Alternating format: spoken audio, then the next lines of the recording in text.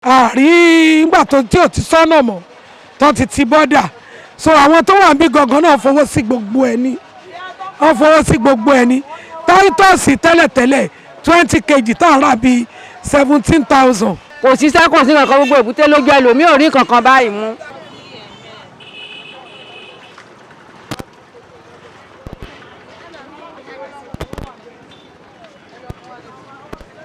The closure of the border has affected businesses in so many ways. Nigerians are crying out for the government to do something about this. Also, customs intercepted a flight carrying frozen foods into the country. This, of course, has affected business as usual.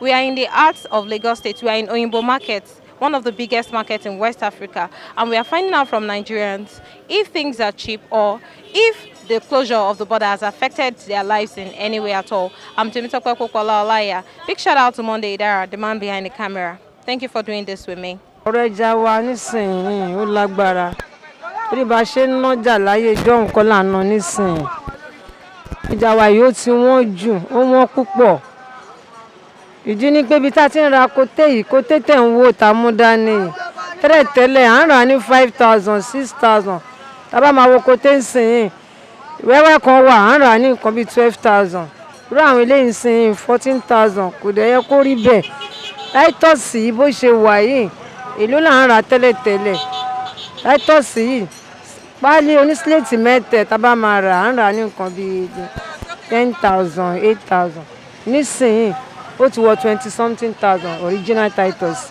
ó ti wọ 24,000 là ń rà nísìn irú eléyìí yìí bó ṣe wà yìí tẹ́lẹ̀tẹ́lẹ̀ à ń rà ní 6,000 tá bá máa rà ń sìn 15,000 16,000 là ń rà nísìn ìyẹn lè ṣáwá tá à ń rà èló là ń ra ṣáwá à ń ra ṣáwá 5,000 tá bá máa ra ṣáwá ń sìn 12,500 13,000 bá ṣe ń rà nìyẹn kàn jọ gbogbo bí ọ̀lọ́ ìṣe bí ìlú ìṣe ń lọ kàn jọ kàn ṣàánú àárẹ̀rẹ̀ lórí ọmọ Ọlọ́run kó ṣàánú àkárẹ̀rẹ̀. Wọ́n ń rira pẹ̀lú bọ́dà tó ń tì.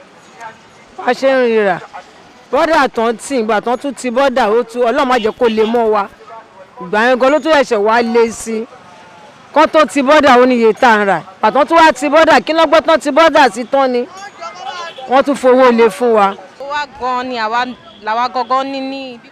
ẹja ta níbí báyìí ni catfish ẹja tó wà nínú omi yẹn òun la ní níbí báyìí ànẹjà míì níbí báyìí èyí tàdé ní ọ̀sà wa níbí báyìí kò dàbí òun náà wọ́n torí àwọn tó ń lọ sí láìpẹ́ àwọn ìjọba náà wọ́n ń bá wa ṣe àwọn náà lọ́kọ̀ tí wọ́n fi ń pẹja ní Nàìjíríà ní gbogbo ẹ̀ máa dẹ̀rọ̀ ṣùgbọ́n àwọn ọdẹ tí wọ́n ń pa ẹja gbogbo kan ló wọ́n káwọn náà tó pa kán tó lọ kán tó gbé wá sọ́jà káwọn náà tó bá wọn rà á gbogbo ẹ̀ ló wọ́n ṣùgbọ́n níta ń bẹ Ọlọ́run ni pé kán jọ kíjọba kán ṣàánú wa lórí ọjà ìtorí ọjà ya ti wà lẹ́nu ẹ̀ dọ́ǹtè àwọn ìyá wa ti tà á ibẹ̀ náà bí wa sí àwa tàdé wa ń tà sí ta jẹ́ àwọn ọmọ wa Ọlọ́run má jà jìyà torí yà ní ilé yìí kán ṣàánú wa èyí tó wá fẹ́ ṣe fún wa lórí ọ̀rọ̀ ọjà wa yìí ń la bẹ̀ ìjọba sí kí wọ́n bá wa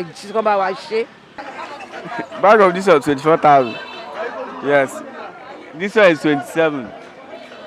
Okay. This is small rice here. And you said it's 24,000. And I will have another one for 20,000. Small rice too. Then big one is 27,000. Are people buying? People cannot buy it right now because the rice is very cost. How much was it before? Before.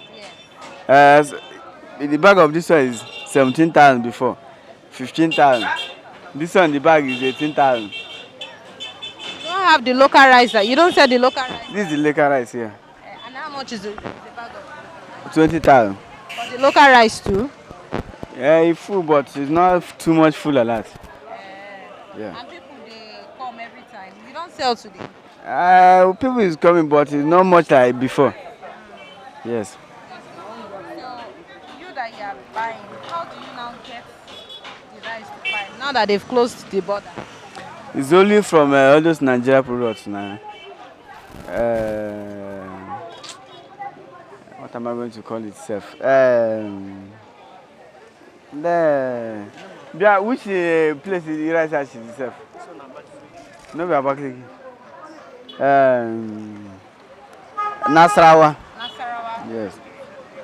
So all this rice now, you are saying they are locally produced. Yes. So you now not get imported rice, or people know they have. It's only this one that is imported. And how much is the bag? The bag is 27. Ẹ jọ̀ọ́, báwo ni iṣu ṣe rí?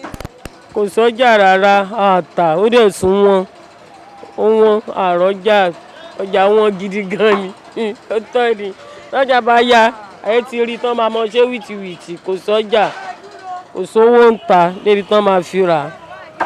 Ṣé bọ́dà tán wá tí ìṣó tún ṣe ó débi iṣu náà ni? Bọ́dà kan náà pé ti ṣu òjò tó rọ̀ àrọ̀ sẹ́yìn ni ò ló bà gbogbo èrè oko jẹ́ ni ò jẹ́ kó sí ọjà hàn rí bí gbé mọ́tò wọnú oko lọ àwọn díẹ̀díẹ̀ tán gbé wa àwọn náà ń gbowó lé òun ló fà. So látàárọ̀ tẹ̀tí dé ń sin ẹ̀ títà. àìtà kọ́sítọ́mà kọ̀ọ̀kan dé tán mú tiwọn tán náà fẹ́ tà dé kò sọ́jà bàbá tà yín náà àti ẹ̀ńgàn nílé dúró bá wa sọ̀rọ̀ báyìí tó bá tán rà. Ní ẹ̀ ń ra iṣu ń sìn, báwo lẹ ṣe ń rà? ṣé Sí ni láti ọ̀hún, èló ni tẹ́lẹ̀ èló ni? ní o tẹ́lẹ̀ irú eléyìí báyìí sìn a lè ríra bíi 250 pátápátá á bá 300 bọ́ ń sìn 400 350 látọ̀hún bẹ́ẹ̀ ni. Báwo ni ọjà chicken àti turkey ṣe rí? Ọlọ́run má fara ni wá nílùú Nàìjíríà táwa yìí o gbogbo ẹ̀ rí bákan bákan kò rí báyìí rí Ọlọ́run bá wa mú gbà tó dáa padà wá chicken àárí rà wọlé mọ́ láti Kútọ́nù èyí tó tún wá pè ní tiwa ń bí náà like irú èmi sì mo máa ń gba Nàìjíríà tà tẹ́lẹ̀ chicken Nàìjíríà máa ń gbà tà èyí tá a rà ní bíi 8,000 per bag wọ́n ti sọ di 12,500 so a lè rà á tá a bá tún wà rà àwọn èèyàn ò rà á èèyàn bíi mẹ́ta ti wá lẹ́nu tí mo dé ṣọ́ọ̀bù láàrẹ̀ tó fẹ́ rajà wọ́n ló ti wọ́n jù ẹ wo rice ìtàn pè ní ti Nàìjíríà wa kò ṣeé jẹ rice Nàìjíríà gan tún ti wọ́n ju tòkè òkun lọ àdẹ̀rí tòkè òkun rà wọ́n ní ká má kó tòkè òkun wọlé mọ́ tí wá ń bì báyìí àárí jẹ tẹ bá dórí gbáǹsìn 500 agolo náà máa ta dìríkà kan èèyàn mélòó ló fẹ́ jẹ nínú ilé kan inú ilé tọmọ bíi 5 ìyá bàbá tán wà ṣé dìríkà kan lè yó wọn so ó tún lókùúta so kán bá wa ṣe bíi tìlú òkèèrè tí ò lókùúta tí ò ní dọ̀tí kán lè gbé price ẹ̀ wá sílẹ̀ ó ti wọ́n jù ṣíkì Nàìjíríà sì náà kò ṣeé jẹ èyí tó jẹ́ pé bíi tẹ́lẹ̀ 900 naira nísìnyí ó ti di bíi 17 ẹyọ kan ṣoṣo bíi 1 kilo náà dẹ̀ ni kò ju bíi 1 kilo lọ kò tún háàdì bíi tàwọn tọ̀hún onírírọ̀ pẹ̀tẹ̀pẹ̀tẹ̀ ni so kíjọba ìkan bá wa ṣe gbogbo nǹkan yìí kó wà òkè ara ni aráàlú o Nàìjíríà kan akànjẹ́ yòó tẹ́ pé arọ́ngẹ́dì nílùú yìí ni o ara ni aráàlú gan nǹkan tó ń ṣẹlẹ̀ Nàìjíríà yìí kò ṣẹlẹ̀ láwọn ìlú míì tí gbogbo ẹ̀ ti máa dàrú oúnjẹ ò ṣeé rà lọ́jà ilé wọn gbogbo nǹkan ló tiẹ̀ lé kókókókó ní Nàìjíríà. Èló ni turkey náà? Turkey 2,000 ní kílò tọ́ bá dẹ̀ máa fi rí kó tiẹ̀ easy àwọn tiẹ̀ rí gbé wọlé èyí tọ́ bá dẹ̀ máa jàjàrí gbé wọlé náà àwọn tó bá jàjàrí gbé wọlé wọ́n lè ta páálí fún wa níbi 18,000. Èló lẹ̀ ń ra páálí tẹ́lẹ̀?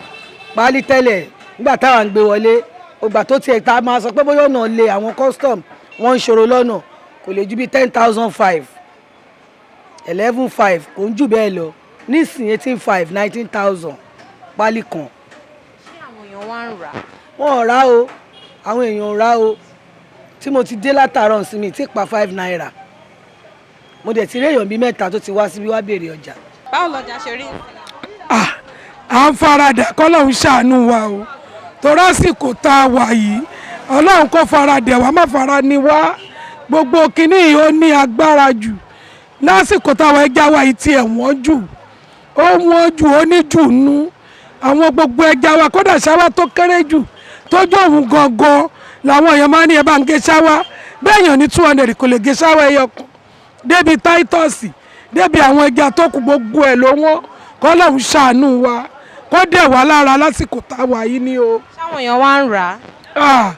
ẹ rí látìgbà tẹ́ ti débi ń sìn ẹ rí pé ọ̀rẹ́ nìkankan wájú wa àṣà ń dọ́gbọ́n pé kébi máa pa wá kó máa pa àwọn ọmọ ni àárí ọgbọ́n kankan dá sí o wọn fi bẹ́ẹ̀ wà ara jà o àwọn tó bá máa wọ́n lè ní ẹgẹ́ yọ kan fún mi ẹni rẹ̀ ja 2000 a ní ẹ̀bá ń go ní 4 ẹ fún mi lẹ́yọ̀ kan ní 500 kò sọ́lá àwọn tó máa fi jẹun o ìwọ̀nba tó wà láwọn náà ń rà kò jẹ́ kọjá yẹn náà yá àwọn míì kan tó ń ṣiṣẹ́ oṣù wọn máa rà lọ́wọ́ wa ni wọ́n bá ní ẹ fún alákàntì náà bá máa sẹ́ǹdì owó irọ́ náà pa ọlọ́pàá ọ̀dẹ̀ ní kọ́sọ́mà wa tájọ́ ń ṣe tẹ́lẹ̀ làwa náà ṣe ń tà fún wọn gbèsè náà ń rà kò sówó rárá wọn tí a tà ọlọ́run kó ṣàánú wa ni. báwo lẹ ṣe wá ń rí ẹja gbé pẹ̀lú bọ́dà tó ń títì.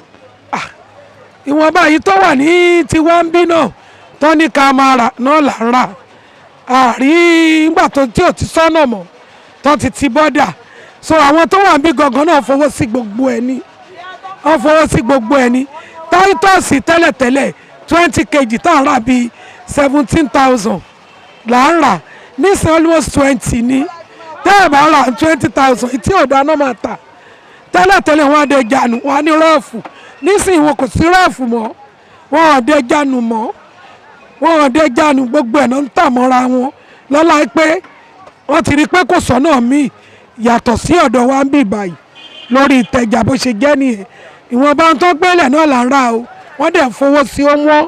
kò sí sẹ́kùn sí kankan gbogbo èbúté lójú ẹlòmíì ò rí kankan báyìí mú kán torí ọlọ́run kán ṣàánú wa o kán ṣàánú wa o wọ́n ní kán dìgbò wọ́n ń dìgbò fún wọn o kán ṣàánú wa o ẹ wò látàárọ̀ kò sọ́jà kò sí kankan eléyìí tẹ́lẹ̀ èló là ń tà tẹ́lẹ̀ à ń tà ní 300 kìíní kan 450 nísìn 1000 kí ló dé ẹjọ́ torí ẹlẹ́wà tó wọ́n kán ṣàánú wa o kò sówó ń lù o àwọn tó ń jalè gan kò wù wọ́n o ìgbà tán bá rí iṣẹ́ tán dẹ̀ fẹ́ jẹun ṣé wọn ní jalè wọ́n yọ nǹkan ní nǹkan ìgbà tán rí iṣẹ́ ṣe ẹjọ́ o ẹjọ́ ó ní ẹ wo ṣọ́ọ̀bù nísìn 40,000 lóṣù oṣù ẹyọ kan kí là ń tà 40,000 tí ò tó nǹkan kan kí ló dé owó bíi 1 million kan fi gba ṣọ́ọ̀bù ṣé kò kọ́lé sábúlé ẹjọ́ ẹ ṣàánú wa o.